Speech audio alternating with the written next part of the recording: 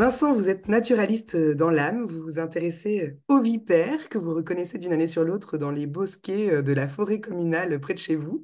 Vous suivez le brame du cerf en Italie, vous avez aussi l'habitude de vous mettre à l'affût du loup dans les Asturies et à la recherche du pic-prune dans les cavités des arbres de la Sarthe. Bref, Vincent, vous avez une vraie passion pour la nature, passion qui plonge ses racines loin dans l'enfance et qui a eu le temps d'aiguiser votre sens de l'observation et d'affiner votre compréhension, évidemment, des écosystèmes. Alors, en 1991, vous avez contribué à fonder un bureau d'études spécialisé qui est l'Office de génie écologique qui est installé à Saint-Maur-des-Fossés.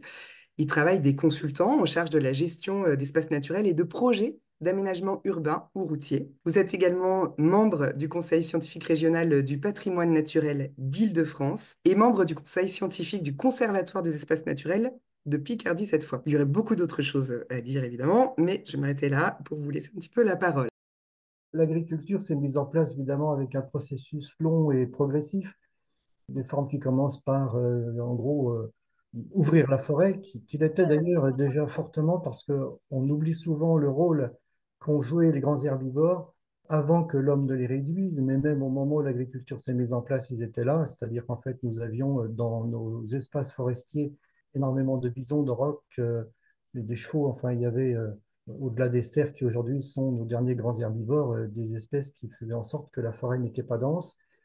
Bref, on passe progressivement avec des milieux qui se complexifient par les formes culturelles qui se sont diversifiées. Mais ce qui est intéressant peut-être simplement de retenir pour les époques récentes, parce que ce qui va peut-être plus nous intéresser, c'est quel est notre patrimoine aujourd'hui, quelle est son histoire relativement récente, sans aller chercher dans 10 000 ans d'histoire, et comment tout cela évolue et peut encore évoluer, ou en tout cas comment on peut s'appuyer sur ces paysages d'aujourd'hui. 1900 est une date intéressante parce que même si l'exode rural a commencé déjà au cours du 19e siècle, il y a encore beaucoup de monde partout, du littoral à la haute montagne, dans tous les paysages français, dans l'espace rural. Et c'est l'apogée de la complexité des paysages, de la diversification des usages, une époque où véritablement on peut dire que tout l'espace est occupé par un usage précis. Bon, aujourd'hui, évidemment, on peut dire que tout l'espace aussi est occupé par des usages, mais en diversité, c'était vraiment un maximum autour de 1900. On en a encore une structure essentielle qui demeure jusqu'en 1950 parce que les deux guerres mondiales ont eu des effets extrêmement importants sur la démographie, évidemment, des populations rurales, mais il n'y a pas eu de grosses transformations paysagères, à la différence de ce qui s'est passé dans la reconstruction d'après-guerre, où là, on tourne une page. Donc, 1900, une apogée certaine de diversification. 1950 est aussi une date intéressante parce que nous avons l'Institut géographique national qui nous permet d'avoir des photos aériennes très précises. On compte les buissons littéralement sur l'ensemble de la France en 1950. Donc, on en a une image extrêmement précise et c'est très précieux. On a une conversion de l'agriculture assez brutale qui s'est faite au cours des années 60, 70, qui n'a cessé d'évoluer où le modèle intensif est venu s'imposer. Et donc, on a cette homogénéité qui est venue s'installer pour produire ici du blé, là du maïs, etc. Et ça n'a cessé d'augmenter en perte de diversité, à la fois des paysages et des productions, c'est-à-dire les graines. On est arrivé à un filtre qui fait que le nombre de graines disponibles sur le marché n'a rien à voir avec ce qu'il était il y a évidemment une centaine d'années. Le bétail, c'est pareil, tout s'homogénise. Et donc, on a beaucoup de pertes par rapport à cette diversité passée. Évidemment, ça a des conséquences majeures à tous les niveaux, hein, le sol, le cycle de l'eau, les espèces animales et végétales. Quand on a les études qui nous disent que 80% des insectes en masse ont disparu en Europe, en dehors des espaces protégés, c'est bien évidemment la matrice agricole qui est en première ligne. Et donc, ces bouleversements sont très importants et il est vraiment urgent, et c'est déjà en cours, de changer les points de vue et de changer les pratiques. Une anecdote amusante, c'est un ami géologue qui emmène un collègue américain et tous les 50 km, il s'exclame, mais c'est pas possible, on change de paysage, chez nous, il faut faire 500 km. On est en France avec une chance incroyable d'avoir quatre massifs montagneux d'âge très différents, on a trois mers, on a des grands fleuves, et donc on a déjà rien que par ces ingrédients-là une structure tout à fait étonnante. Alors, ces cartes, on ne va pas rentrer dans le détail, mais vous savez tous qu'on a donc un paysage très diversifié. On fait souvent le parallèle avec les fromages. Pourquoi pas? C'est un parallèle qui se comprend très bien. On voit sur la partie ouest, dans les deux représentations qui sont faites là, assez différentes, mais enfin qui montrent à peu près la même structure, l'importance des bocages, on en reparlera. On a évidemment des zones qui sont plus des cultures ouvertes, avec des grands parcellaires aujourd'hui de céréales. Et puis, on a des ensembles où on peut avoir des masses forestières, alors les landes de Gascogne, mais enfin, c'était des landes, hein, maintenant c'est de la grosse pinède, enfin de la grande pinède, ça n'a pas beaucoup d'intérêt biologique. Il reste des choses, mais c'est très banalisé. On a évidemment tout ce qui est en montagne. Donc, cette mosaïque est tout à fait étonnante en France.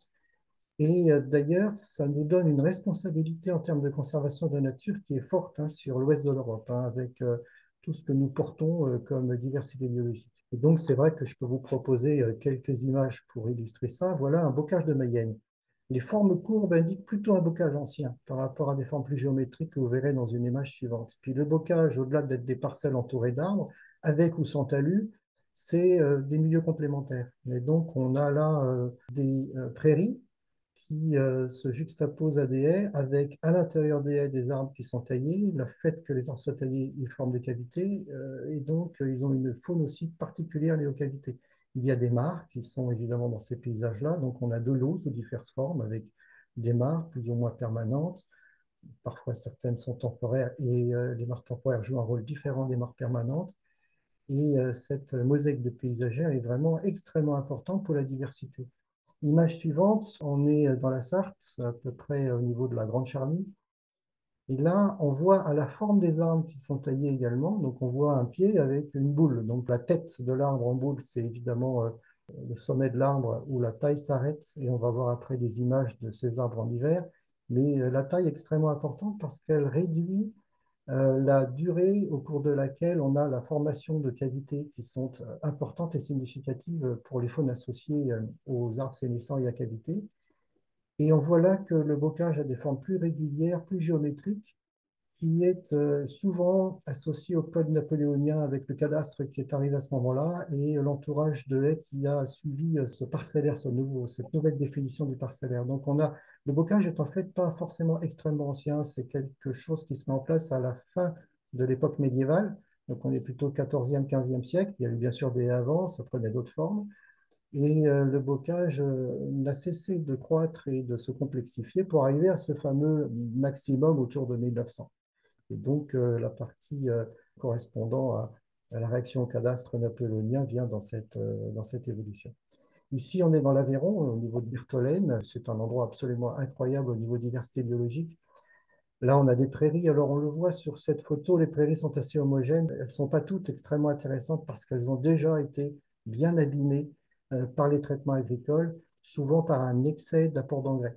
Et par contre, au premier plan à droite, on voit une pelouse, la couleur un petit peu jaunâtre, avec quelques arbres dispersés. Et puis tout à fait au fond, en haut à gauche de l'image, on a une autre pelouse sur un plateau calcaire et on a des diversités dans ces paysages qui sont incroyables. On voit la forme des arbres. Vous avez tout à l'heure vu la forme des arbres en feuilles. Et là, vous le voyez bien sur la photo. On voit un petit trait, une boule, et puis les petites branches qui partent.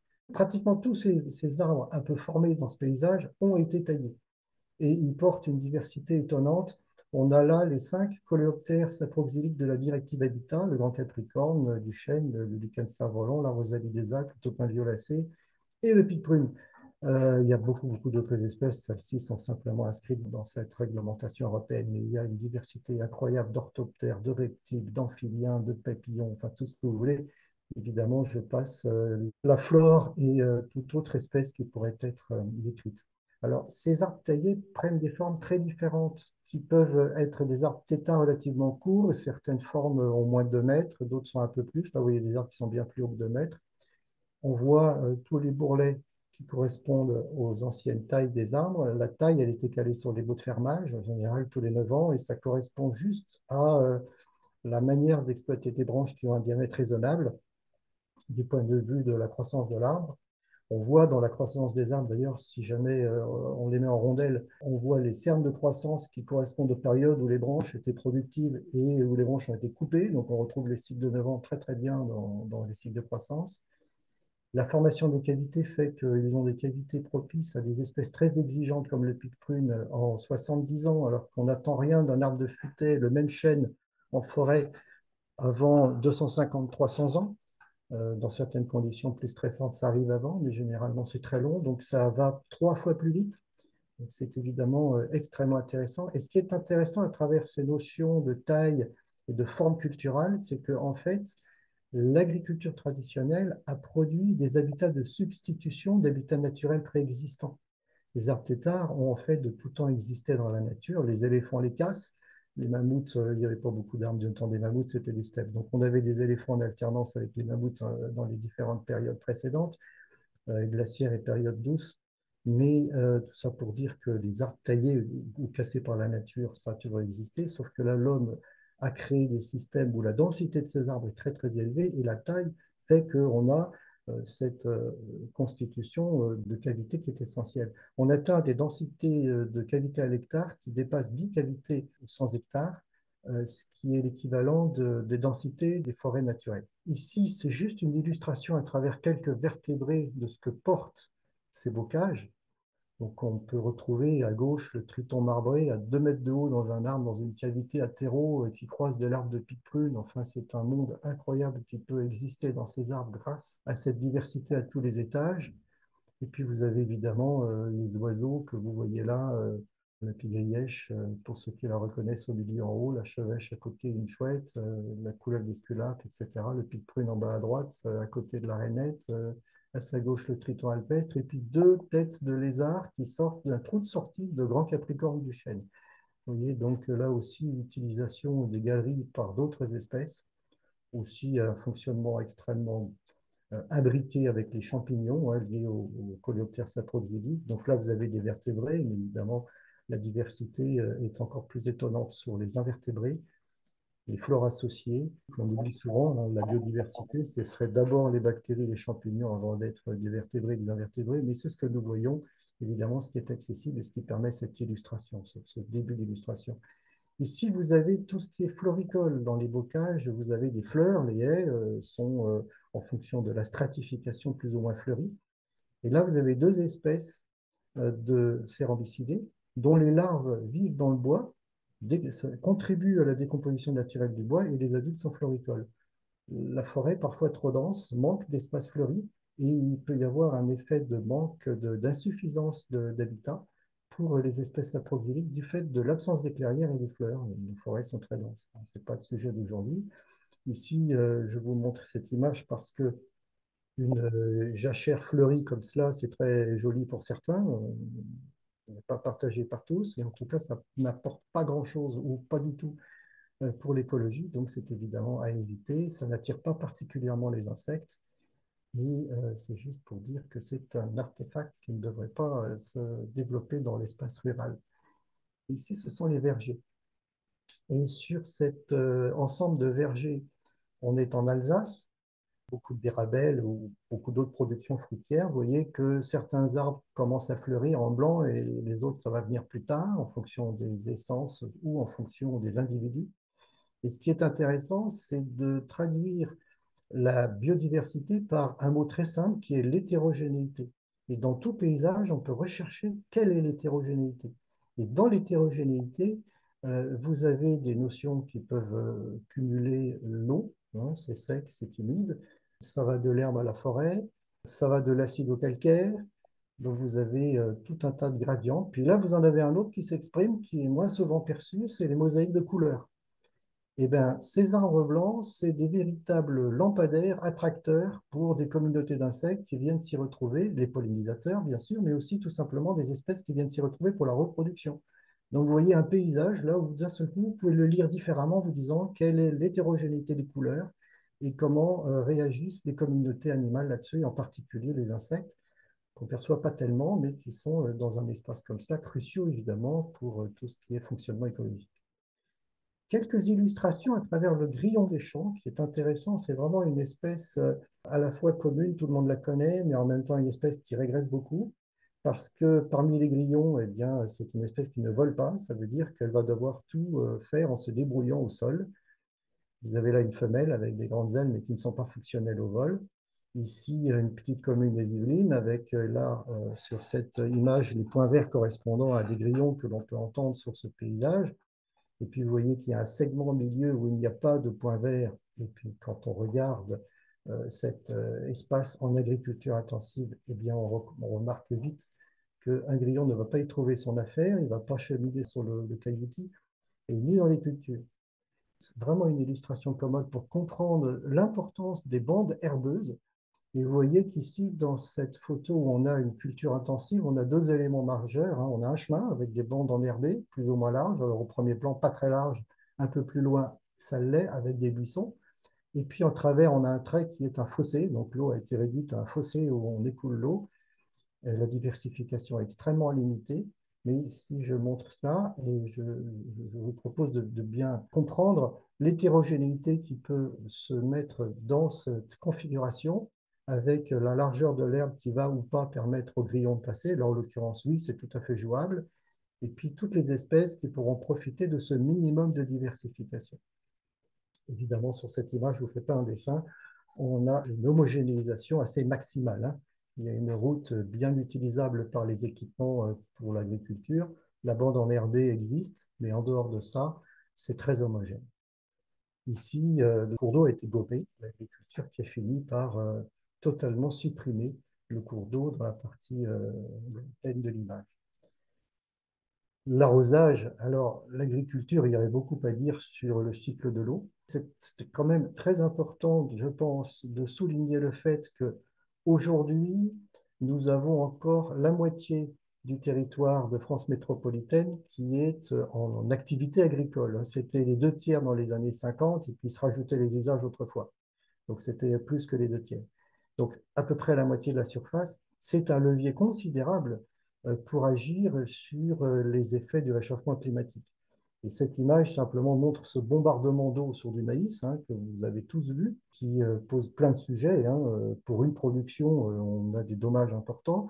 Et puis évidemment, quand on imagine ces surfaces-là, il y a quelques espèces qui apprécient modérément, hein, les populations qui se font noyer, les hamsters en Alsace, les nidifications d'oiseaux impossibles sous ce bombardement. Bon, bref, donc des dégâts très très importants. Mais ce qui est intéressant, c'est de considérer l'importance du cycle de l'eau, et je pourrais en reparler avec d'autres images un peu plus loin, c'est-à-dire comment les paysages ruraux, dans leur organisation, permettent d'économiser l'eau, permettent aussi de générer des flux d'eau et d'éviter évidemment ce genre de situation. Là, nous avons la Zorn, qui est une jolie rivière qui arrive sur Strasbourg. Donc, on a la confrontation ici d'un paysage d'agriculture intensive avec les méandres qui, eux, sont bien naturels, les arbres têtards qui ont été taillés. Regardez certains arbres, on voit bien qu'ils ont été taillés, puis le bras mort qui fait un ensemble comme un étang déconnecté du cours avec une écologie particulière du fait des eaux courantes ou pas courantes. À chaque fois, la diversité vient se mettre dans tout ce qu'elle peut trouver dans ces paysages. Prairies inondables, ça devient extrêmement rare. Un sujet majeur dans nos paysages et pour nous écologues, c'est la perte des prairies, la perte de l'élevage ou la régression de l'élevage, ou en tout cas, quand il reste des prairies, le fait que ce sont des prairies extrêmement banalisées. Et les prairies inondables, c'est franchement devenu très très rare. Donc là, nous avons un exemple magnifique de prairie à fritillère pintade. On est dans l'Aveyron. La photo précédente, c'était une prairie inondée en Alsace. Ces prairies à fritillère deviennent exceptionnelles. La diversité aussi liée au micro-milieu, ici simplement une mare de prairie, ça a un rôle écologique majeur, énormément d'espèces vont avoir besoin d'habitats complémentaires pour leur cycle de vie. Les amphibiens, tout le monde le comprend, les libellules, c'est la même chose, hein, elles vont aller maturer le long des haies pour aller chasser des insectes. Et donc, vous avez là la complémentarité des milieux qui s'illustre bien. Ici, cette prairie à orchidées en Bretagne, c'est extrêmement rare. C'est la dernière que j'ai vue. Cette photo a déjà 10 ans et on n'en trouve pratiquement plus. Là, j'avais demandé localement, ben, c'était un vieux paysan de 90 ans qui n'avait jamais fumé sa prairie. Donc, vous avez cette densité d'orchidées. On n'est pas sur un espace naturel géré pour faire de la nature, on est sur une prairie à vaches, sauf que on en avait comme ça partout jusque dans les années 50-60, puis ça s'est raréfié. Jusque dans les années 80, on en retrouvait encore assez fréquemment dans nos expertises. Aujourd'hui, quand on tombe sur une prairie comme ça, on fait des bons, hein, c'est vraiment extrêmement rare. Voilà typiquement un paysage qui montre le contraste, là on est dans le département de la Loire, entre un paysage structuré qui est passé dans l'intensif, hein, en gros au milieu de l'image avec ces champs cultivés où on voit des reliques de haies, Et le fond, regardez bien que la forêt que nous voyons au fond, il n'y a pas un vieil arbre là-dedans, ou j'ai pas l'impression qu'il y a un vieil arbre. En fait, tout ça, c'est jeune, et tout ça, c'est pour une part, la plupart du temps, une recolonisation forestière sur des espaces qui étaient agricoles et qui ont été abandonnés au titre de l'agriculture. On a deux tendances extrêmement marquées de l'agriculture d'après-guerre, c'est l'intensification et l'abandon. Et l'abandon, ça mène à des surfaces de colonisation récentes qui peuvent être relativement banales pendant des dizaines d'années avant que des systèmes forestiers plus âgés, plus structurés se mettent en place, et c'est extrêmement lent. Ici, en Roumanie, dans le Maramureș, on est au nord-ouest de la Roumanie, frontière ukrainienne, et là, une illustration de ce qu'ont pu être nos paysages au maximum agraire. Donc, on a des champs cultivés, des prairies, des haies, des arbres, etc. Les meules de foin traditionnelles, comme on en avait partout en France, hein, jusque dans les années 80. Voilà un espace où il n'y a pas beaucoup de surface non utilisée. Vous voyez bien l'emprise agricole. Et en même temps, vous comprenez avec tout ce qui vient d'être présenté, la diversification qu'il y a dans cet espace-là. Les prairies, il n'y en a pas de pareil. Elles ne sont pas exposées tout à fait de la même manière. Elles n'ont pas les mêmes formes. La largeur joue, enfin, etc. Donc, tous les interfaces jouent. Donc, on a évidemment une très grande diversité qui s'installe dans un paysage de ce type. Là, une prairie naturelle en Roumanie. Alors, vous aviez vu la prairie bretonne. Ça, c'est une version de l'été dernier.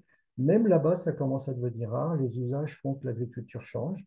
Hélas, l'agriculture bénéficie, pas pour nous, des moyens de l'Europe. Et donc, on a beaucoup de pertes. Voilà une prairie fleurie, en tout cas, très remarquable.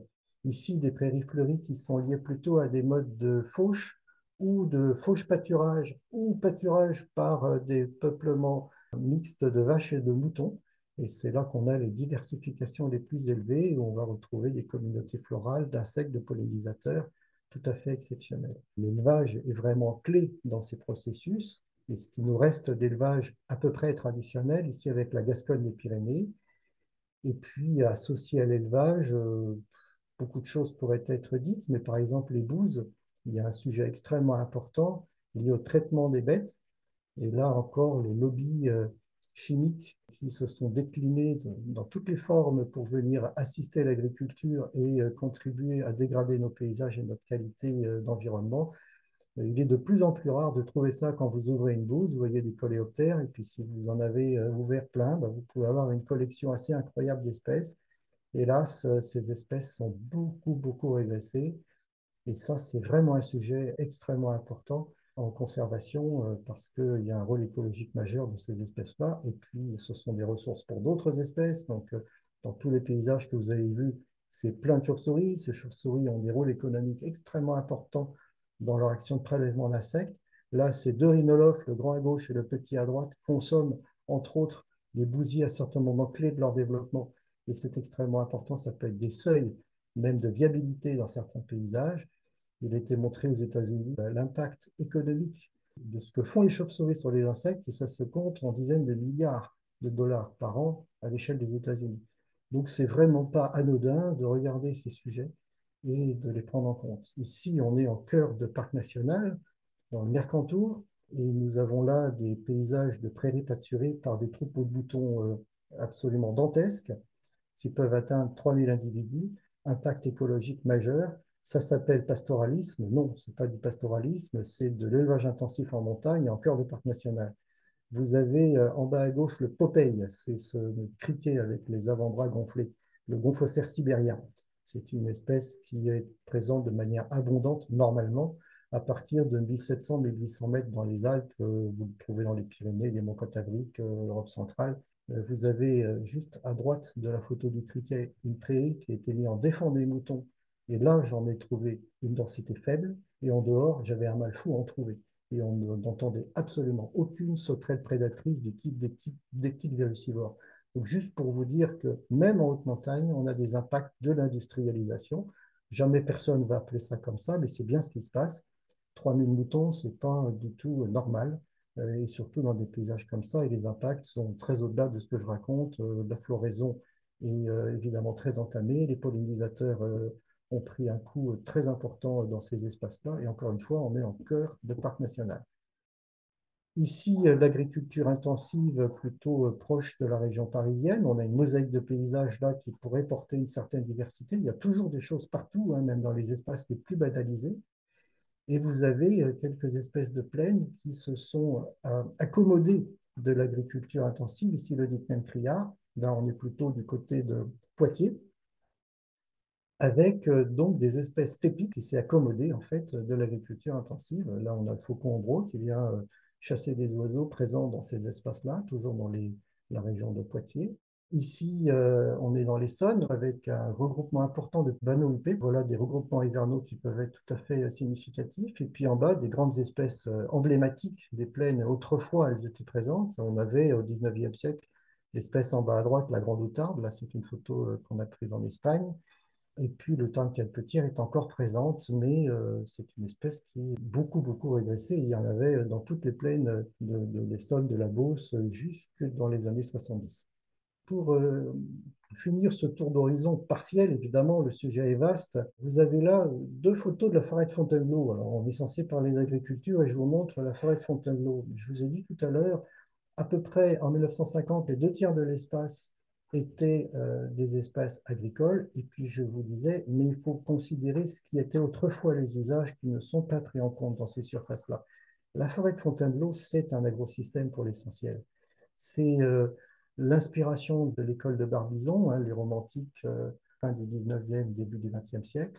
Vous avez la photo de ce très grand chêne en haut à gauche sur une platière. Voilà, ça c'est des paysages de Fontainebleau au début du XXe siècle, ou cette carte postale en bas à droite, où vous avez les gorges de Franchart. Aujourd'hui, vous prendriez la même photo, ben, vous auriez des pins devant vous, puis on voit rien, on voit pas le paysage. Si vous allez vous mettre entre deux pins et vous avez la vallée, vous voyez les rochers en face, entre les arbres. Et là, vous voyez qu'on voit absolument un paysage complètement dénudé. Et en fait, si je dis agrosystème, c'est que c'était des paysages pâturés depuis extrêmement longtemps. Le pâturage s'est arrêté à la fin du 19e et la forêt a tout simplement recolonisé, plus les plantations de pins qui ont évidemment aidé à couvrir tout ça. Donc, considérons bien un très très grand nombre d'espaces. C'est le cas d'énormément d'espaces dits forestiers dans le sud de la France. Si vous regardez à deux fois, vous voyez des arbres taillés, c'est des histoires agricoles, et ce ne sont pas du tout des forêts, ce sont des agrosystèmes boisés. C'est très différent. Vous pouvez avoir dans ces paysages-là une écologie exceptionnelle dans les arbres taillés, mais vous n'avez absolument pas, en tout cas pas partout, des équivalents d'une vieille forêt au niveau de la faune du sol. Et puis peut-être cette dernière image qui montre une DSA espagnole. On est confronté avec le réchauffement climatique et les changements globaux à beaucoup de fluctuations à venir. Et voilà un paysage qui vit sa vie dans des ambiances où il fait chaud, où il y a un manque d'eau récurrent. Et la solution qui a été trouvée par l'agriculture traditionnelle espagnole, c'est cette forme culturale où on a des réseaux d'arbres, de chênes verts. Il y a une production au niveau des arbres, les branches sont taillées et produisent du bois. Et puis, ben, chaque arbre joue un rôle sur l'ombrage, la régulation du vent. Et en fait, il faut imaginer que dans ces histoires de cycle de l'eau, ces réseaux d'arbres et ces assemblages paysagers jouent sur les températures, les vitesses d'évaporation et tout un tas de caractéristiques qui sont un petit peu thermodynamiques en fait sur ces histoires du cycle de l'eau. C'est juste là une illustration pour se dire que quand on a cette tendance lourde à l'agroécologie, qui est une véritable solution pour l'avenir, on va peut-être se retrouver à trouver des formes qui peuvent rejoindre ces utilisations passées. L'agriculture intensive est un modèle qui ne pourra pas durer parce que ça pose plein de sujets énergétiques, les ressources en eau, et puis de production. On a beaucoup perdu sur les sols. Je pense qu'on va arriver au bout du système. En fait, on a un basculement de l'agriculture qui s'opère, qui commence par simplement ne pas mettre qu'une seule variété de blé dans les champs, mais en mettre plusieurs, avec des effets immédiats sur la qualité des sols, le fait d'avoir moins besoin d'arroser, d'être moins vulnérable aux pathogènes, etc. Donc, on a tout un tas de solutions qui se mettent en place. Dès qu'on va introduire de l'hétérogénéité pour asseoir une production qui soit plus robuste dans son fonctionnement au lieu d'être dans ce caractère de production performant et complètement étriqué du point de vue de la solidité à long terme, hein. Je pense qu'on va aller dans ces directions-là. Qu'est-ce qu'un ravageur? Un ravageur, ce n'est pas un terme d'écologue. Un ravageur, c'est un ou plusieurs, parce qu'en général, ils le font en escadrille, qui viennent contrarier une production économique parce que dans un système simplifié, le ou les ravageurs sont des espèces qui ne se retrouvent sans concurrence, sans parasites et qui ont le champ libre pour se développer en abondance et venir évidemment nuire à une ressource. Donc la notion de ravageur, elle est liée à un système simplifié. Et dès qu'on réintroduit, dès que le système est diversifié, ça calme nettement la capacité à certaines espèces de tirer leur épingle du jeu et du coup de se retrouver en position de ravageur. DS, ça peut prendre des formes extrêmement variées. Ces formes, ça commence par le sol. Est-ce que c'est planté à même le sol? Est-ce qu'on fait un talus? Donc, si on fait un talus, on apporte une diversification supplémentaire, des conditions écologiques différentes aussi. Rien que le fait d'un talus, ce sont des surfaces en terre. Vous pouvez avoir, par exemple, des plages de sol peu végétalisées, extrêmement importantes pour la nidification de pollinisateurs que sont les abeilles terricoles. Donc déjà, rien que sur cette structure-là, il y a quelque chose d'intéressant sur ce sujet-là, mais il y en a plein d'autres. Ensuite, vous allez mettre des arbustes et des arbres. Donc évidemment, la palette de diversification de ce que vous allez planter est importante. C'est évident qu'on va avoir tendance à diversifier. On va se poser un sujet sur la largeur de la haie. Si on plante une rangée, c'est moins bien que si on en plante deux. S'il y a une rangée plus, enfin, si c'est plus large, il y a plus d'efficience. On peut coupler la haie et une bande enherbée. Donc, il peut y avoir bande enherbée, talus, plantation, largeur, etc. Et diversité. Ensuite, l'entretien. Évidemment, une haie, si elle monte très haut, ça fait de l'ombre. Donc, un agriculteur va peut-être accepter de mettre des haies dans un réseau d'une densité qu'il va négocier avec son activité. Au-delà du fait que la haie a un intérêt écologique de brise-vent, de récupération de l'humidité, tout ce qui peut être lessivage lié à l'eau et notamment quand il y a des pentes, l'entretien, ça va être un sujet majeur pour ce que je vous ai montré des arbres têtards. Alors là, on a un vrai sujet. Les arbres têtards, ça demandait du monde. Ça demandait des gens qui montent en haut de l'échelle avec leur engin à couper, qui prennent des risques. Et aujourd'hui, avec le code du travail, ce n'est plus possible. Donc, celui qui fait ça, ben, il est propriétaire chez lui, il prend ses risques et il y va lui-même. Autant dire que ça n'arrive plus.